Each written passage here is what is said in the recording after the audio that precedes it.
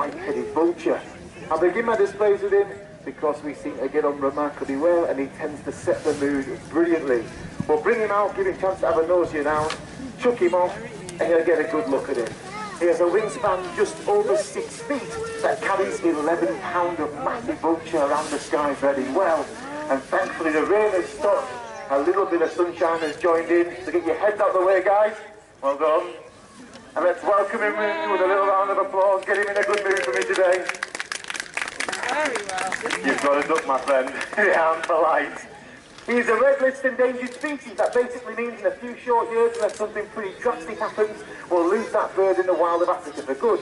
We'll talk more about that as the display goes along, but right now, how on earth did he end up living with me in the middle of North Yorkshire? Well, this story is quite unusual.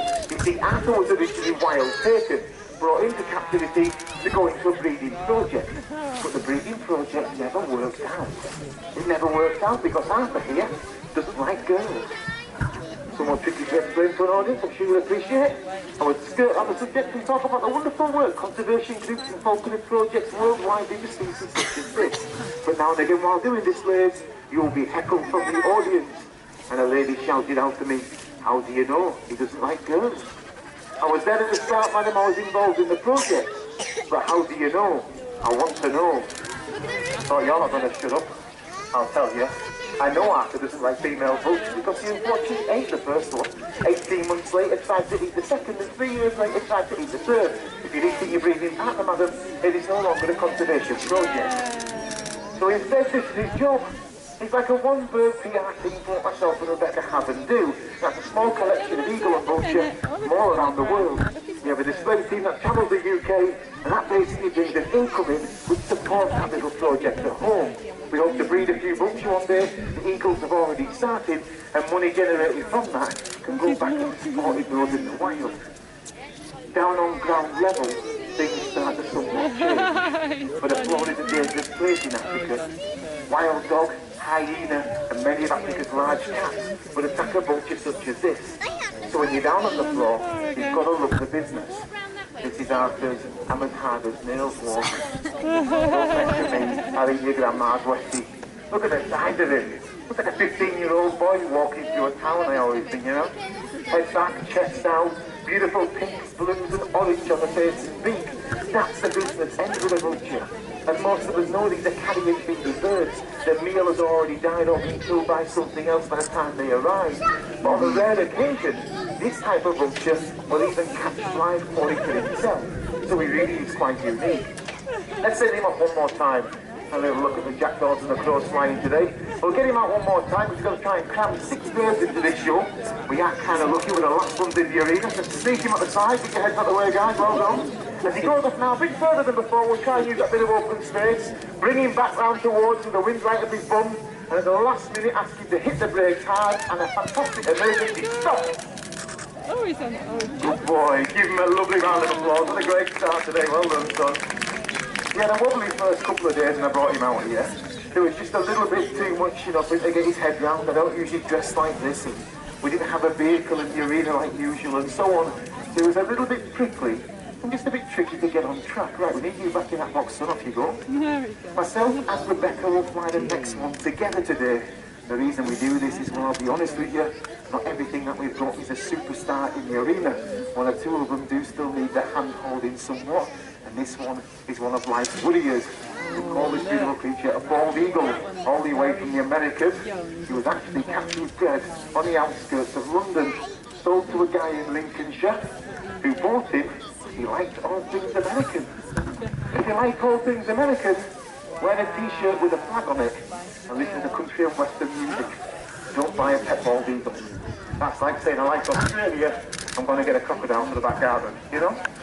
They are incredibly hard work, require a vast amount of time and effort, an unusual diet, and just generally drive you crackers, if I'm honest with you. Anyway, he kept him about 5 years. He never flew him for fear of losing him. I decided he would part with him. I went to have a look. I liked the eagle, did the deal, and brought him back to Yorkshire. And we quickly realised we were going to have a problem, for he had never been flown before. When we started to fly him, we realised one thing. He was pretty useless at flying. He is great in a straight line. He will fly over a mile, flawlessly between two people. Ask him to turn round, come back from behind a tree, marquee, or any point he gets out of sight, and he will simply land and wait to be recovered. Imagine being the guy in charge of a bald eagle who was just landing 500 yards away from where you're supposed to be flying at a busy agricultural show. Not great. I walk around on the night time and I see things that are slightly concerning. National Chihuahua tent, strokeaguineapig.com, or similar horrendous things as those mentioned there. So I keep him like this. I just work him backwards and forwards. He has myself and Rebecca to work to. He has a second option to bail out with. Now and again we do get a circuit or two and he means he's to just come back to me. He can go to Bex if he wants. Why have you got a bald eagle? We understand the importance of breeding vulture. They are dying out at an incredible rate, but bald eagles are doing remarkably well. But we have a bald eagle because at home we actually have another one. And the idea is to put the two together next year, get hopefully a breeding pair established, use the youngsters in shows, and then we can get a pair of bald eagles to rear our more trickier birds. You see, I have African crowned eagle at home, white-headed vulture, and many other pairs, and not all of them are great mums and dads. We can get our bald eagles to do that hard work of rearing them, then we've absolutely cracked it. We tried this a few years ago using step eagles and caracaras and had fantastic results. Now he's great at this. If you watch throughout the show, I don't really shout or call anything. I make sure the food is always right under the nose. They know exactly what they've got to do and generally they get on with it very well. I've been stuck without Bex though, because without Bex, I've just got to lob him off and hope he finds his way back to me. So I'll keep it nice and sweet and short today. I'll get him to make his way across to the box just here. And as he does this, I'll tell you one more little story. I was leaving the guy's house in Lincoln. I said to him, "What do you call your bald eagle?" It's always good practice to keep an animal's name when he changes owner. He said, "I call him Conan, after the famous barbarian." I thought, all right. Changed his name to Barry. He's more of a Barry than a barbarian. Give him a little clap for a lovely little creature. A little bit smaller, a bit cuter. Now here we go, right. The smallest member of our flying team is the beautiful and unusual little Selma, an African hooded vulture. Hooded vultures are tiny in size, 4 pounds in weight compared to that big 10-pound bald eagle and a near on 12-pound vulture you saw a moment or two ago. 4 feet of wing, but although she may be small, she is the oldest member in our gang at 24 years old now. She will live to be about 40 years in captivity, so still got an awful long way to go. And the nice thing with the small birds, they get up straight away. They find the flying a lot easier, and if we're lucky, we can get a cracking result or two from them. So as she has to cruise around, we'll bring her in, land her there, give her a clap, guys, let her know it's going well. They do get very switched on to that bit of audience interaction, and you can see right now she's watching me and behaving herself. It's not always the case. The story behind her, very similar to Arthur. She was wild taken, brought into the UK many years ago to join 5 other vultures in a large zoo. That was meant potentially 3 breeding pairs, and what a great thing if all would live together. But unfortunately it wouldn't do. But that vulture is grumpy, bad-tempered, and does not mix well with others. They tried all sorts, weeks turned into months, but in the end nothing happened, and that was causing more good than bad. So a decision was made. They would rehome the trouble-causing little Thelma. She went to 3 different homes before eventually getting to me, and once with me, we discovered there was another problem. Her 2 toes on her right foot were badly bruised and bright pink in colour, and nobody seemed to know what had gone on. Trips to the vet revealed in fact it was not bruising on those toes, but instead the start of frostbite. Now frostbite's serious for anything but a creature on its legs all day. It could be almost life-threatening. So for 6 weeks medication, cream and spray was used, but nothing worked. In the end, a decision was made. There would have to be an operation. It would last 45 minutes, resulting in Selma having 2 toes chopped off and cost £1,700. That's fair with me. Not for the money side of it, you know, you sort of pay what you pay to keep the animal side, that's just how it is. I just thought, this is down to people, this has happened. All our vultures go into large enclosures in the winter time, we have a heat source there, they're kept out the draft, and generally we get away completely problem-free. So I put hours and hours into getting her on track. I never really trained the bird to fly in my whole career. They can all do that long before I arrive. What I try and do is that training at home so I can bring that out and show you guys. A little bit of something that would happen in the wild, brought straight in front of you. And when I set you down to the floor now, watch. It's like the vulture we saw a moment ago. This thing doesn't weigh 11 pounds, have a powerful beak, it can't really hold its own on ground level. She sort of suspiciously shuffles along the floor, looking over her shoulder, expecting any minute now a hyena to run out and gobble her up, you know? Because they're often found in groups in the wild, she quite likes a bit of support. So when you kneel down, she's straight ready to join in with you. She will even greedily feed out your fingertips of your right hand, but the minute that food's gone, she'll leave you quick in the grease drizzle, you can't get near it, look. And I quite like that. I like the fact that she's not silly tame, look. And that she still is very much a wild vulture. I've never been into that whole poke and stroke you often see with falconry. I like my birds to do plenty, sit quiet, go home, have a nice feed, and it all marries up quite nice. But we need one more, young lady. Can we have you across here, please? Don't jump up onto this perch, nice and quick. Look at her. Get your hand in that bag, I'll get stuff. It's all about the belly with this thing, look. The minute you put the hand in that bag there, look how excited she is now. Come on then, I'll feed you. Well done. Bit of pressure now, alright? No misbehaving. You're going to have 3 seconds from when I say to get up, get back and get in, alright? Okay. 3, 2, 1, go! Look at it. Desperate for freedom, she bursts into action today. This is brilliant. Up she goes for a kickabout, right up into a bit of open space, better than before. A bit of sunshine is great for these vultures, they do enjoy it. We'll get her to make her way down towards me, gently lower herself in, and as she does, give her a lovely big round of applause. We're back into the front today, well done, girl. I don't mind doing a show in the rain, but when it's raining, it makes it a bit trickier for us. What we've got to try and do is get everything in a good mood, and vultures just don't like the rainy days. So let's get you in there and have a look at something a bit different. We're going to fly a few eagles now, one after the other, and I'll be straight with you. Eagles are hard work. Vultures are like greedy kids. Eagles are like kids that have got bad behavioural problems. So bear with me on these, alright? The UK has 2 types of eagle. We have the world famous golden eagle. For thousands of years now, golden eagles have been used as a falconry bird.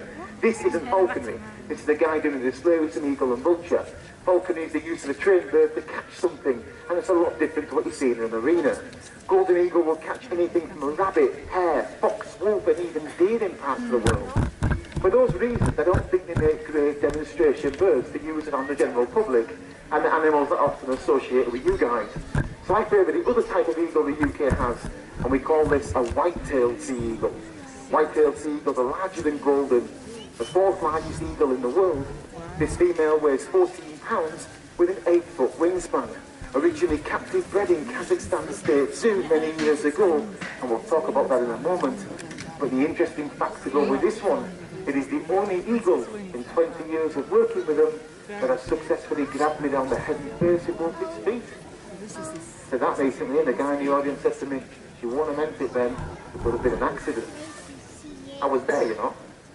Grabbed me like I was a 14-pound fish, give me a good old shake, let go, and walked away very happy with itself. This next eagle is a horrible eagle. It doesn't like me, and I don't like it. But we have a job to do. A massive 90-foot by 30-foot enclosure to finish building, and a very expensive boyfriend to buy for her. So we'll have to come up with some sort of a deal and an arrangement, and that is this. I will not fly her to my hand unless I absolutely have to. I'll stick it on the perch and keep well out of the way. The more she does, the more she can have. The more impressive she is, the bigger the reward. If she wants to be lazy and stay close by, not bothered. If you want to be aggressive in that seat, you can go back in the box. But work your socks off, and I will reward you like you've never been fed before. So just keep out of the way. 14-pounder weight, a stone, will be carried well on 8-foot wings. You need a bit of breeze, well done for moving, sir. And if you get it just right, they look spectacular. And the return flight can be a little bit ropey, but very good. Go on, give her a clap. Let's get her in a good mood if we can.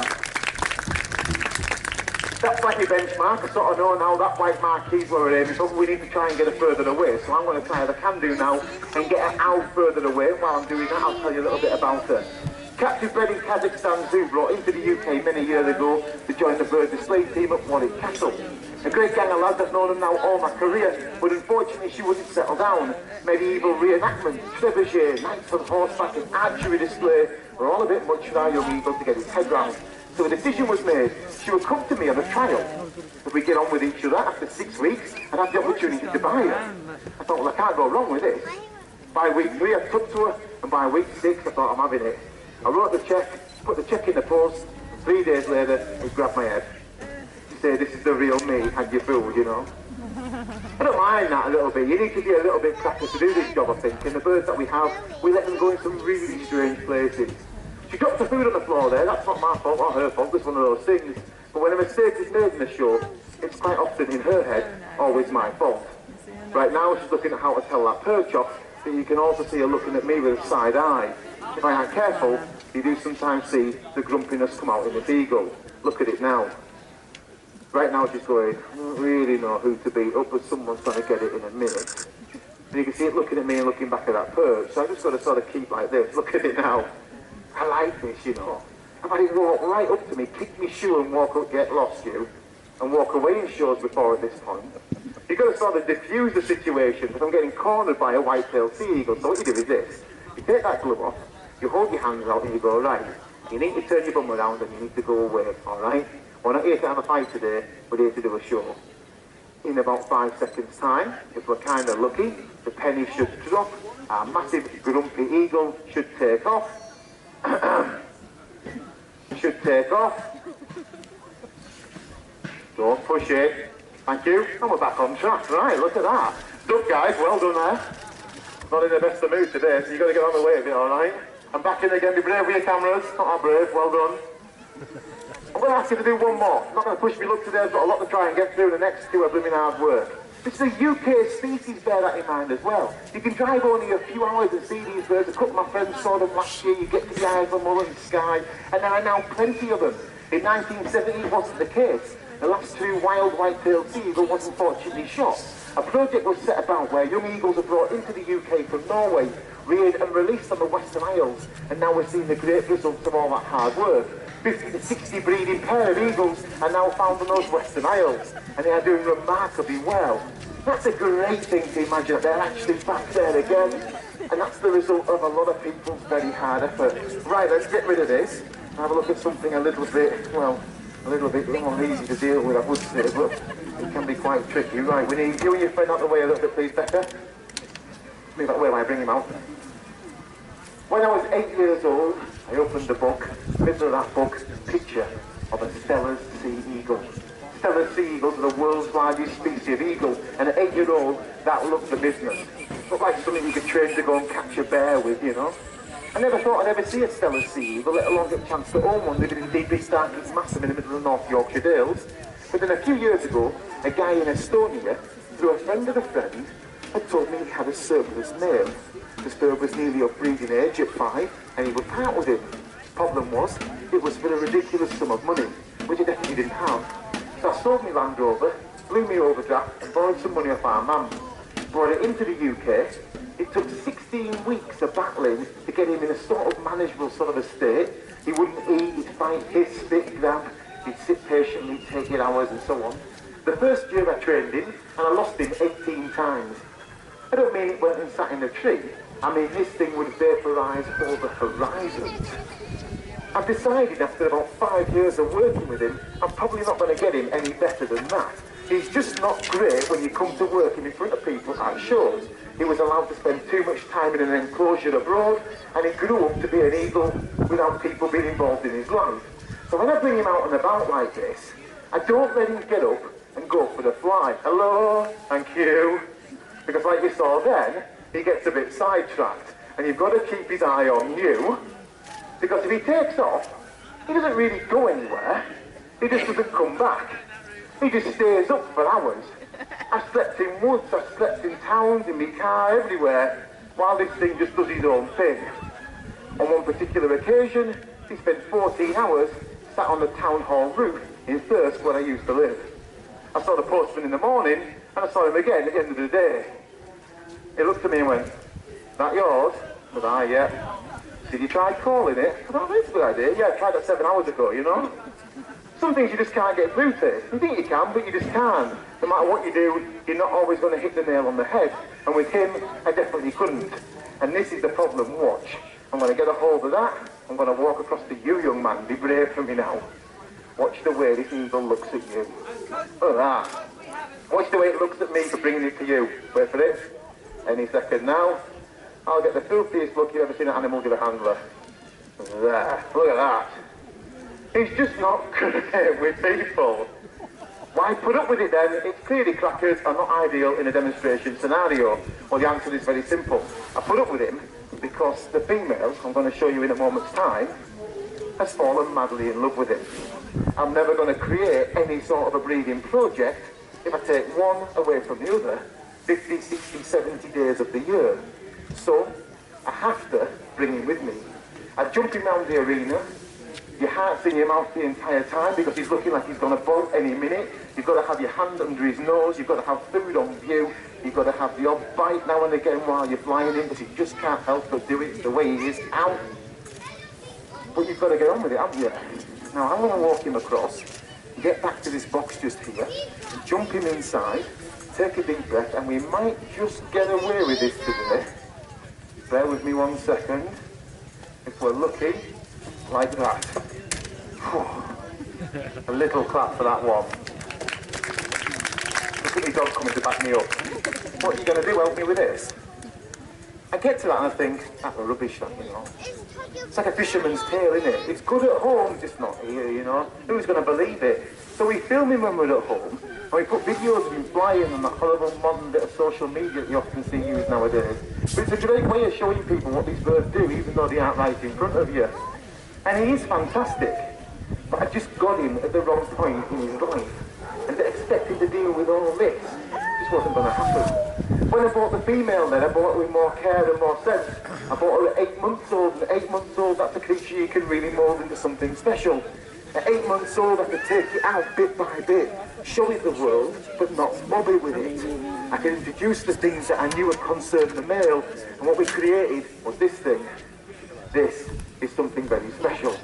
As I walk her across now, I think you never told anybody what you call that male bird. It's called Rupert.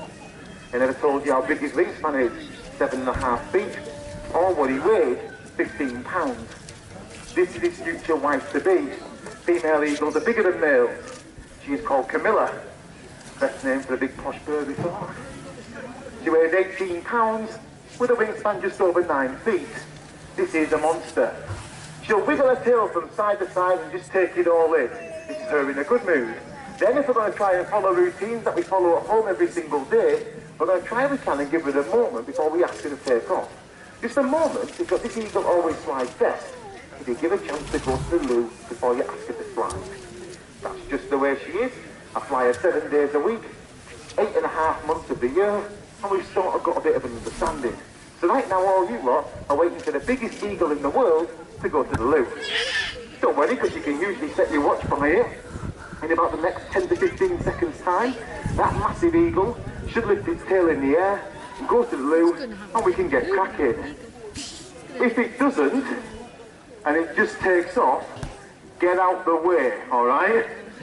It can be a little bit reckless. But I think if we're going to bide our time today, we might just get away with this, so you sort of need to give things a bit of a push along, because we're on a tight schedule today, young lady, so anytime soon would be good. Right, ready? Now, in her head, she's exactly where she is at home. We're then going to send 18-pounder Russian eagle off for a kickabout. So it flies towards you, gets out the way. She does not politely go past you. She will narrowly miss you. Well done, sir. You did the right thing. Now into a bit of open space and hopefully there's a touch of breeze out there. We need room to move these big eagles. Look at that. When she now catches that bit of breeze, we're going to get this perch sorted out, bring her in, but to get herself out of the sky, she will drop her legs, wiggle her bum, and hit the brakes blooming hard. Whoa! Give her a clap. Well done. Designed for eastern Russia, this massive eagle doesn't really behave like an eagle you see in the UK. It will sit for many hours watching the world go by, because what it's going to do is survive one of the most extreme environments in the world. It's big, not because it carries off bears, as I wrongly thought as a feral child. It's big because it has to carry 8 pounds of fat to get through winter. Just think for 1 second how much kit you'd take with you if you were going to Russia in winter. Rucksacks of tackle and support stuff and all that sort of thing. But that does it with what it was doing when it was born. To get through winter, it gorges on fish. It puts a layer of fat around its body. If there's not fish available, young seals, occasionally seabirds are eaten. When hard pushed, that massive beak allows it to carry its beak like a vulture, and the carcass of whale and similar that get washed ashore occur in the diet as well. We'll try and set her off and get her to go for a bit more fly about. Before we do that, we'll just tell that very naughty German Shepherd off. Oi, get back now. Look at him. Oi, all the way back, young man. Because he'll come and join in. Last thing I want is him joining in with me with that grumpy thing at the same time. I can manage one, but I can't manage two. Look at him now. No, just mind my own business and join in. Right, off you go, young man. What I've got to try and do is get a nice flight out of this. And what we haven't got is lifting wind. We need to be operating on a hilltop with wind coming at one side. So because of that, she's turned to face me. This is the eagle going, oh, where's the growth then? What are we going to do? So I'm going to turn around to the angle I think it'll work best. Would you be so kind as to turn your bum round this way so you're facing me? Look at that, look now. So we need you to turn your body all the way, not just, thank you, your head. There we go. Little bit of bad-temperedness. I love that, don't you? Watch this now. Right now she's going, I'm going to give you the kicking of your life. How dare you turn me round? Because it will take off downwind, but it'll take out that Ferguson club. We don't want that. So I've got to now make the piece of the big eagle that's very angry with me. So you take that glove like that, go like that, and we do this together. You move and I'll move. But you've got to make the first move, like that. Because you're always going to get a snatch and a kick. Thankfully she's right-footed. So it's usually the right foot which comes at you. Then you'll get this, the best impression you've ever seen in the modern world of a T-Rex. Watch this for the walk in a minute. It is brilliant. Any second, you're going to see it. It will start to slowly walk and strut, because it believes right now it's in charge in this arena. If she takes off, get out the way, because that's a wobbly one. Well done, young lady, for running for your life. Off we go. A gap in the marquee that saved us on this one. She's got herself out into a bit of open space. This will come over that marquee or that corner, so watch out, my friend. No, we're going over. Look at that. Get your head out the way, sir. Well done. Give her a nice big round of applause. We're going to go for one more. The lady before the show said to me, they're lovely and tame and quiet, aren't they? Do you ever get any problems? And I was like, nah, they're as good as gold. You're going to get it, aren't you? Because I've said to her, I want you to face that way. She's going, I want to go that way. But I think you're going to probably take out that line of people flying that way. It's not really that sensible. And the minute you ask her, she doesn't want to do it, then you see the eagle temper. But I quite like you to see a bit of that. But right now, we need one more. I knew you'd do that again. If you want to go that way, you can. But it's just not that safe. There's cams running, there's people, and it's a bit ropey. I'd like you to turn this way around, but this time I'd like you to do it without hopefully karate kicking me. So would you do it nice and gently? There. Right. And then I can sneak to the side, and we'll ask her to do one more. That bit of space is working well. I'm using that bit of a smoke as a guideline for the breeze. I'm watching a couple of the trees move across there. That's the safest place to work and fly her, taking off in that direction. One more we need. The minute she takes off and gets herself airborne though, I need you guys to give it a great big round of applause. Then she knows the last one. On a return flight, she'll set herself up and hopefully we can land her on my hand, get her under control, job sorted. We need to get her in the right place in the head, because right now it's in a bit of a bad mood. That bit of breeze will save us though. That will hopefully give it a bit of an incentive to get moving quick, and we can get this last flight without any problems today. So one big push girl will work together. The minute she's airborne, guys, we need that round of applause, remember, okay? It's at this point right now, I think, I wish those ducks and geese were in the arena. If he's prepared to take on a 6-foot man, it'd quite like to gobble a goose. Let's give it a clap, well done, right. Let's try and get this right if we can. We're going to go out that direction there. We already know on the return flight, he's probably going to come in through that gap or over that marquee. I have no idea where it's going to come from now, so keep your eyes on that area and keep them peeled, all right? We've got to get this one absolutely spot on. Here we go, right, duck, guys, duck. Let me net. Give it a clap, well done. That guy with a hat and a beard there, a little bit similar to me, eh? I think that eagle was quite keen on flying to you then, my friend, all right? Got away with it, so we're okay, right? We're going to put her back in the box. I'm going to show you one more thing.